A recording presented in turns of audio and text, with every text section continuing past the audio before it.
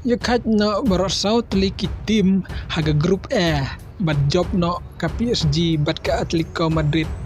naga grup B.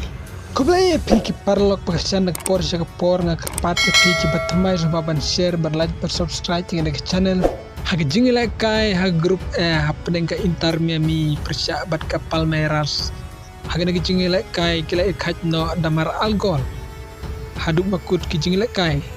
Parsagaway pat kicing lekay ka Al-Ahli bat ka Porto kineru kilay kaj damar saw gol watla ka Al-Ahli kalay kun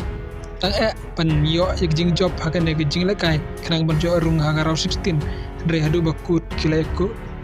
kaj na damar saw gol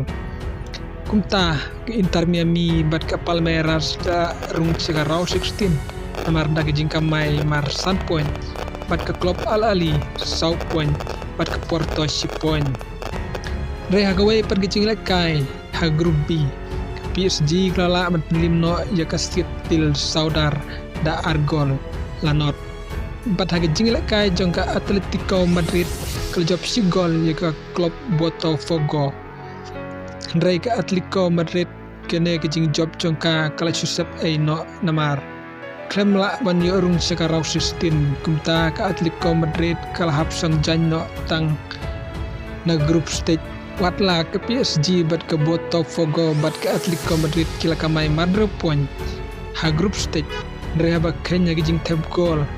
ke Atletico Madrid kladuna ha gijing tab gol kumta kladu bandrung sekarang 16 bat ke setel saudar klem yo kamay point watang si point ro kumta hagi jingila kay haga raw 16 ke PSG kan kun persya bat ke Inter Miami haga arp kanday tarik mta ubanay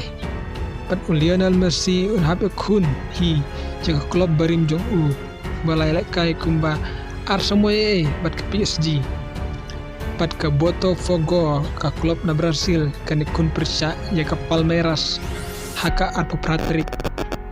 jong mta ubanay hi haga raw 16 jong ka FIFA Club World Cup entah usnem kublai shi bun ngisay sempat haga way pat ke video